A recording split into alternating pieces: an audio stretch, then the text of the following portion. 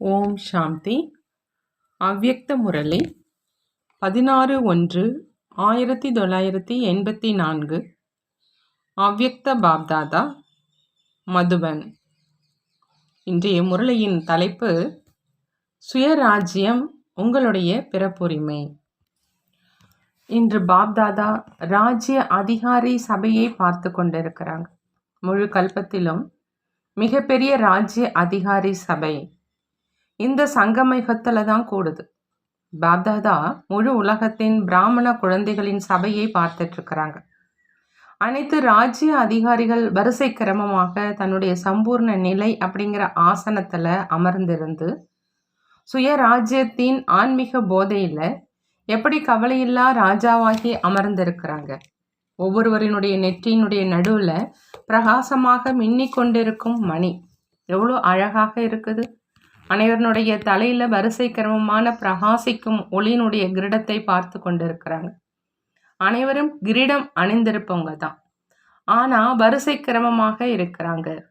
அனைவரினுடைய கண்கள்ல பாப்தாதாவினுடைய நினைவு நிரம்பி இருக்கிற காரணத்தினால கண்கள்ல இருந்து நினைவினுடைய ஒளி நாலாபுறங்களிலும் பரவிக்கிட்டு இருக்குது. அந்த மாதிரியான அலங்கரிக்கப்பட்ட சபையை பார்த்து பாப்தாதா மகிழ்ச்சி அடைகிறாங்க.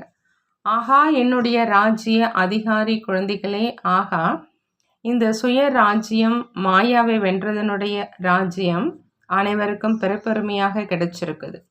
உலகை படைப்பதனுடைய குழந்தைகள் இயல்பாகவே சுயராஜ்ய அதிகாரிகள்.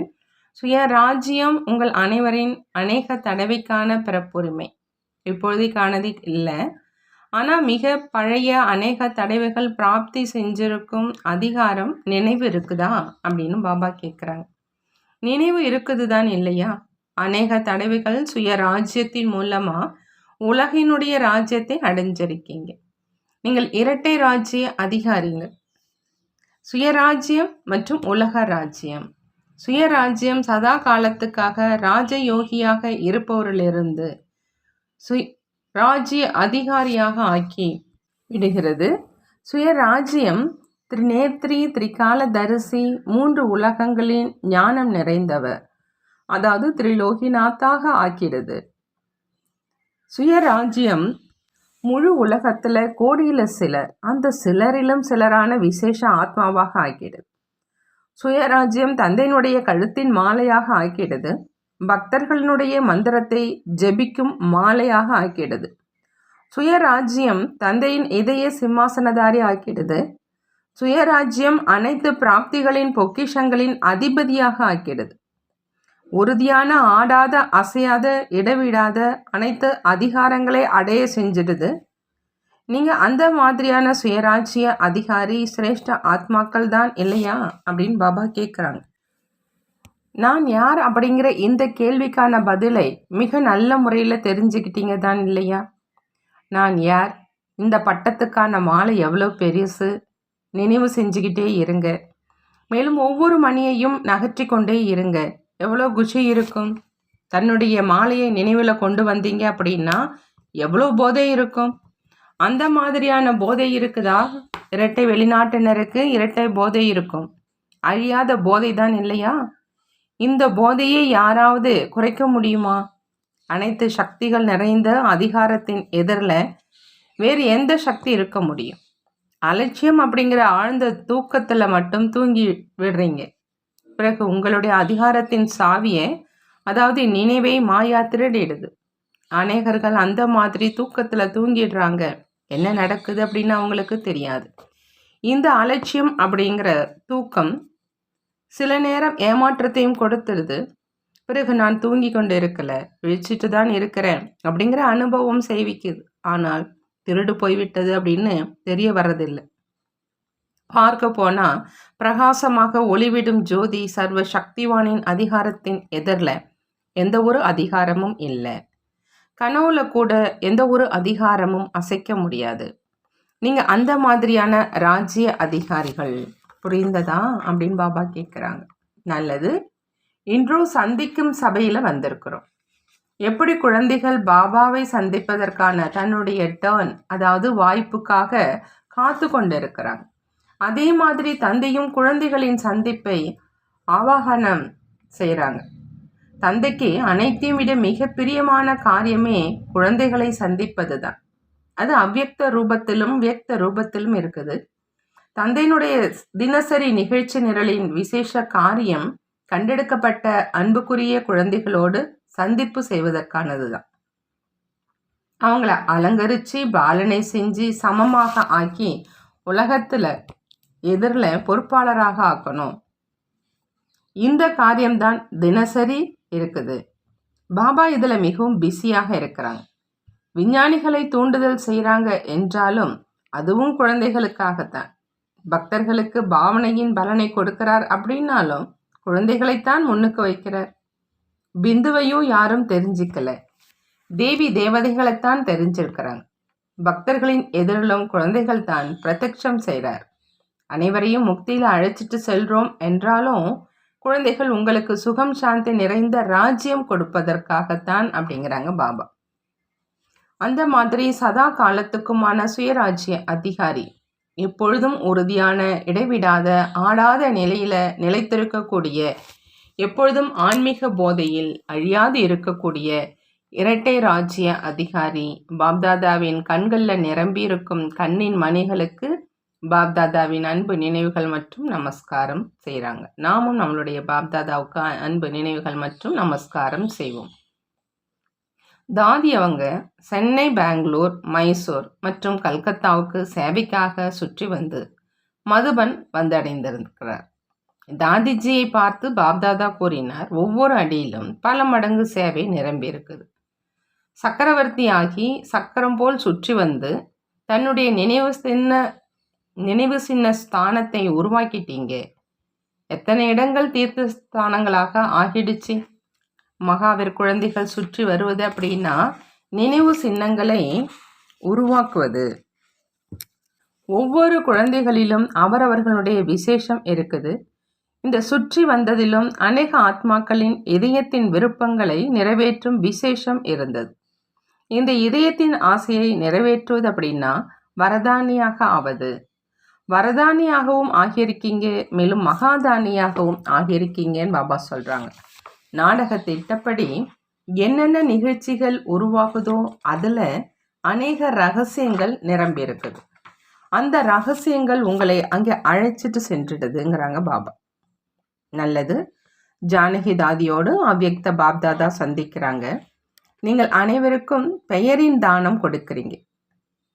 பெயரின் தானம் அப்படின்னா உங்களுடைய பெயர் என்ன? பெயரின் தானம் கொடுப்பது அப்படின்னா ட்ரஸ்டி ஆகி வரதானம் கொடுப்பது. உங்களுடைய பெயரை எடுத்த உடனேயே அனைவருக்கும் என்ன நினைவு வரும்? ஒரு நொடியில் ஜீவன் முக்தி, ட்ரஸ்டியாக ஆகணும். இது உங்களுடைய பெயரினுடைய விசேஷம். ஆகினால பெயர் தானமும் கொடுத்துட்டீங்க அப்படின்னா யாருடைய படகும் கரை சேர்ந்துடும். இப்போ தந்தை உங்களுடைய ட்ரஸ்டி தன்மையினுடைய விசேஷத்தை மகிமை செஞ்சாங்க. இதுதான் நினைவு சின்னம். அதே ஜனக் வார்த்தை அவருக்கு கிடைச்சிருக்கலாம். ஒரே ஒரு ஜனக்கின் 2 கதைகள். ஒரு ஜனக் யாரு? ஒரு நொடியில் உடலற்றோர் ஆகிவிட்டார். இன்னொரு ஜனக் ஒரு நொடியில் ட்ரஸ்டியாக ஆகிட்டார். என்னுடையது அல்ல, உன்னுடையது. திரேதாயுகத்து ஜனக்கையும் காண்பிக்கிறாங்க. ஆனால் நீங்களோ தந்தையினுடைய ஜனக், சீத்தையினுடைய ஜனக் இல்லை. பெயர் தானத்தின் மகத்துவம் ஏன் இருக்குது அப்படிங்கிறது இதை பற்றி வகுப்பு எடுங்க. பெயரினுடைய படகு மூலமாகவும் கடந்து சென்றுடுறாங்க. வேறு எதையும் புரியல என்றாலும் சிவபாபா சிவபாபான்னு சொன்னாலே சொர்க்கத்தினுடைய அனுமதி சீட்டு கிடைச்சிடுங்கிறாங்க பாபா. நல்லது. ஆஸ்திரேலியா பாட்டியோடு சந்திப்பு செய்கிறாங்க பாப்தாதா. பாப்தாதாவுக்கு ஆஸ்திரேலியா நிவாசிகள் மிக பிரியமானவங்க. ஏன்? ஆஸ்திரேலியாவினுடைய விசேஷம் என்ன? ஆஸ்திரேலியாவினுடைய விசேஷம் அவங்க தனக்குள்ள தைரியத்தை வளர்த்து நாலாபுறங்களிலும் சேவை செய்யும் சேவாதாரியாகி சேவை ஸ்தானங்களை திறக்கும் விதி நன்றாக இருக்குது. எங்கு தைரியம் இருக்குதோ அங்கு தந்தை தைரியமுள்ள குழந்தைகளை பார்த்து விசேஷமாக குஷி அடைகிறாங்க. லண்டனுக்கும் விசேஷம் இருக்குது. அங்கு விசேஷ பாலனை அநேக அனுபவங்கள் நிறைந்த ரத்னங்கள் மூலமாக கிடைச்சிக்கிட்டே இருக்குது. மேலும் ஆஸ்திரேலியாவுக்கு எந்த அளவு பாலனுடைய வாய்ப்பு கிடைப்பதில்லை. ஆனால் இருந்தும் தன் கால்களிலேயே நின்று கொண்டு சேவையினுடைய வளர்ச்சி மற்றும் வெற்றியை மிக நன்றாக செஞ்சிட்ருக்கிறாங்க. அனைவரும் நினைவு மற்றும் சேவையினுடைய ஆர்வத்தில் நன்றாக இருக்கிறாங்க. நினைவில் மிக நல்ல ஆர்வம் வச்சிருக்கிறாங்க. ஆகினாலும் முன்னேறி சென்று கொண்டு இருக்கிறாங்க. மேலும் முன்னேறி கொண்டே இருப்பாங்க. பெரும்பான்மையர் தடையற்றவர்களாக இருக்கிறாங்க. சில நல்ல நல்ல குழந்தைகள் விட்டு சென்றும் விட்டாங்க. ஆனால் இருந்தும் தந்தையை இப்பொழுதும் நினைவு செஞ்சிட்டு இருக்கிறாங்க. ஆகையினால் அவங்களுக்காகவும் எப்பொழுதும் சுப பாவனை வைத்து அவர்களையும் மீண்டும் தந்தையின் அருகில அவசியம் கொண்டு வரணும்.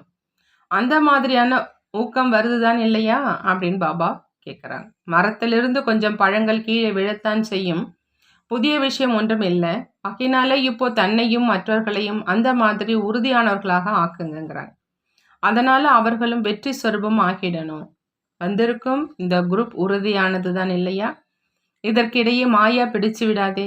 ஒருவேளை ஏதாவது பலகீனம் இருந்தாலும் கூட இங்கு மதுபனில் சம்பன்னமாகியே செல்லுங்க. மதுபனில் இருந்து அமரர் ஆகுக அப்படிங்கிற அந்த வரதானத்தை பெற்று செல்லுங்க.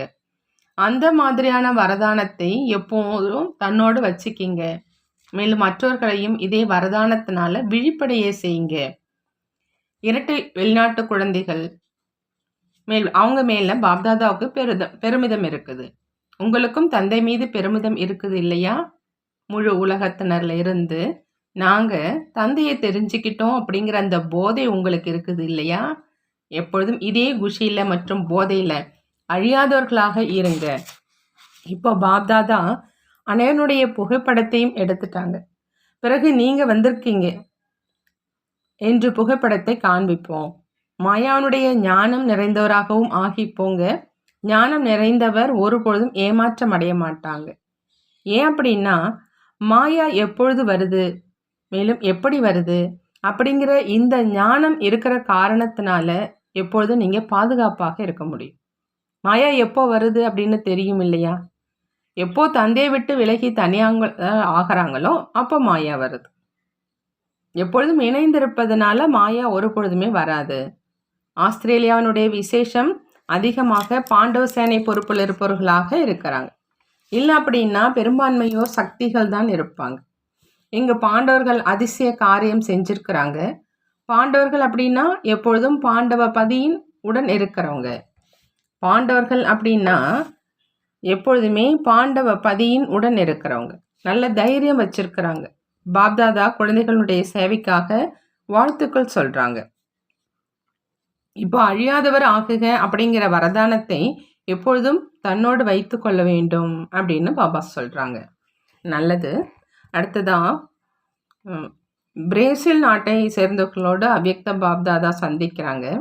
அன்பான ஆத்மாக்கள் அன்பு கடல்ல மூழ்கி இருக்கிறாங்க அப்படின்னு பாப்தாதா தெரிஞ்சிருக்கிறாங்க. உடலால எவ்வளவுதான் தூரமாக இருந்தாலும் அன்பான குழந்தைகள் எப்பொழுதும் பாப்தாதாவினுடைய எதிரில் இருக்கிறாங்க. முழு ஈடுபாடு அனைத்து தடைகளையும் கடந்து வந்து தந்தையினுடைய அருகில் வந்து சேர்வதில் உதவியாளராக ஆகுது. ஆகையினால பாப்தாதா குழந்தைகளுக்கு வாழ்த்துக்களை தெரிவிக்கிறாங்க. எவ்வளவு கடின முயற்சியை அன்பில் மாற்றம் செஞ்சு இங்கு வரை வந்து சேர்ந்திருக்கிறாங்க அப்படின்னு பாப்தாதா தெரிஞ்சிருக்கிறாங்க. ஆகையினால அன்பு கரங்களினால் பாப்தாதா குழந்தைகளை எப்பொழுதும் பிடித்து விட்டு கொண்டே இருக்கிறார். யார் மிக அன்பிற்குரிய குழந்தைகளாக இருப்பாங்களோ அவருடைய தாய் தந்தையர் எப்பொழுதும் மிக அன்போடு எண்ணெய் தேய்த்து மாலிஷ் செய்வார்கள் இல்லையா? பாப்தாதா குழந்தைகளினுடைய அதிர்ஷ்ட நட்சத்திரங்களை பார்க்கிறார். நீங்கள் மின்னிக் கொண்டிருக்கும் நட்சத்திரங்கள். தேசத்தினுடைய நிலைமை என்னவாக இருந்தாலும் தந்தையினுடைய குழந்தைகள் எப்பொழுதும் தந்தையின் அன்பில் இருக்கும் காரணத்தினால பாதுகாப்பாக இருப்பாங்க.